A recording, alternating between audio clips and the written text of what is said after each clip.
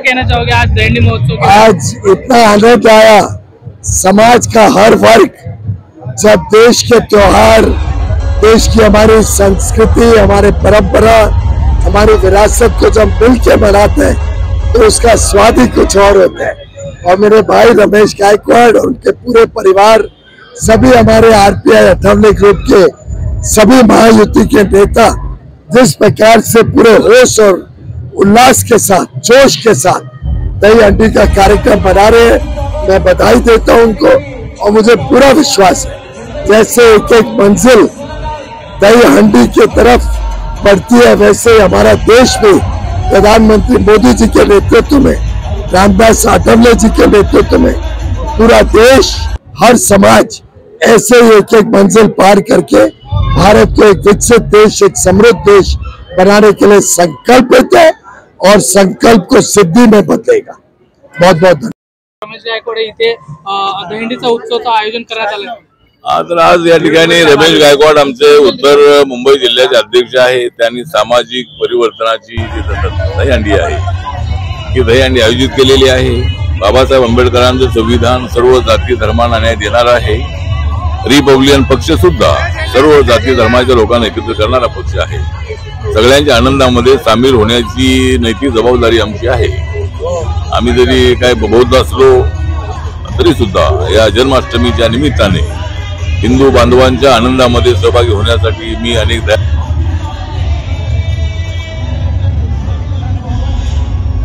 आवश्यक आहे। कायदे आणि समाजाचं परिवर्तन झालेलं आहे। जाती व्यवस्था ही कायद्याने नष्ट झालेली आहे, पण अजूनही समाजामध्ये जाती व्यवस्थेचं जे काय शैली आहे ते अजून आमच्या मनामध्ये आहे। त्यामुळे सामाजिक परिवर्तन नितांत आवश्यक आहे। जर भारताला मजबूत भारत बनवायचं असेल तर सामाजिक परिवर्तन, आर्थिक परिवर्तन, शैक्षणिक परिवर्तन आवश्यक आहे। आणि त्यासाठी आजची ही हंडी जी आहे ती एक आगळा वेगळा अशा पद्धतीचा संदेश देणारी हंडी आहे। आणि मी सर्व समाजाला आवाहन करतो की समाजामध्ये परिवर्तन होणं अत्यंत आवश्यक आहे।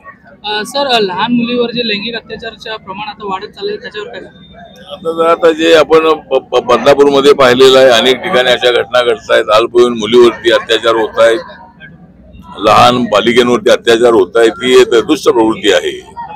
एक तर समाजाच्या परिवर्तनाचा हा एक भाग आहे की समाजातल्या लोकांनी कसं वागलं पाहिजे। माणसाने जनावरांसारखं वागणं बरोबर नाही, जनावर सुद्धा माणसासारखे वागतात, पण इथली माणसं सुद्धा जनावरांपेक्षाही दुष्ट झालेली आहे। आणि त्यामुळे आई वडिलांनी आपल्या मुलांकडे लक्ष देणं अत्यंत आवश्यक आहे। अशा पद्धतीची नीच प्रवृत्तीची मुलं जी आहे ते सगळ्या देशाला, समाजाला बदनाम करताय। त्यामुळं जो बदलापूरमध्ये जो प्रकार घडलेला आहे त्याला ते जे संस्था ती जबाबदार आहे, त्या संस्था चालकांवरती सुद्धा कारवाई होणं अत्यंत आवश्यक आहे। आणि माननीय मुख्यमंत्र्यांनी तर सांगितलेलं आहे की यामध्ये कठोर अशा पद्धतीची कारवाई करण्यात येणार आहे। या आरोपीला फाशी झाली पाहिजे। पण मी मुख्यमंत्र्यांकडे मागणी केलेली आहे की त्या मुलींची जे कुटुंब आहे ती गरीब आहे, त्यांच्या कुटुंबियांना राज्य सरकारच्या वतीने काही आर्थिक मदत मिळाली पाहिजे। चौकशी तर चालू आहे, SIT नेमण्यात आलेली आहे आणि पोलिसांच्या मार्फत चौकशी सुरू आहे। आरोपीला पकडण्यात आलेला आहे, पण संस्था चालकांना मात्र अद्याप पकडण्यात आलेलं नाही। त्यांना पकडणं अत्यंत आवश्यक आहे आणि हे अत्याचार थांबले पाहिजेत अशी आमची भूमिका आहे। चला, थँक्यू। या ठिकाणी रिपब्लिकन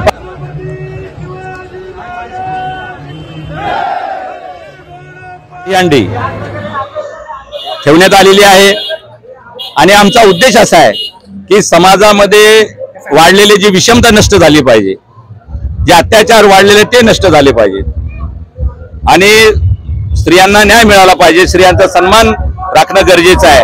आणि म्हणून रिपब्लिकन पार्टी ऑफ इंडियाच्या वतीनं सामाजिक परिवर्तन या नावाखाली आम्ही दहीहंडी ठेवलेली आहे।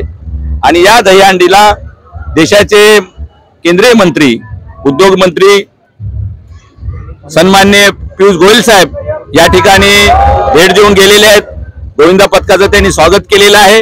त्याचबरोबर भारताचे समाज कल्याण मंत्री रामदास आठवले साहेब हेही थोड्याच वेळामध्ये या ठिकाणी येत आहेत आणि आम्ही गोविंदा पथकाच्या माध्यमातून संपूर्ण भारताला आणि महाराष्ट्राला एक निवेदन करू इच्छितो की समाजामध्ये तेढ निर्माण होता एक सामाजिक परिवर्तन घडलं पाहिजे, हाच दहीहंडीचा उद्देश आहे।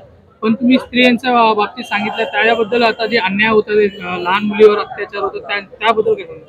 अत्याचार होणं हे गंभीर बाब आहे. महाराष्ट्राला काळिंबा फासणारी बाब आहे. जे कोणी नराधम असतील, सरकार कुणाचंही असो, प्रत्येकाच्या सरकारामध्ये असे अत्याचार झालेले आहेत, पण ते होता कामा नये. जो नराधमांनी लैंगिक अत्याचार केले अशांना फाशी शिक्षा झाली पाहिजे, कठोरात कठोर शिक्षा झाली पाहिजे. फास्ट ट्रॅकवर त्यांचा खटला चालवून त्यांचा फाशी दिली पाहिजे, अशी रिपब्लिकन पक्षाची मागणी आहे. धन्यवाद.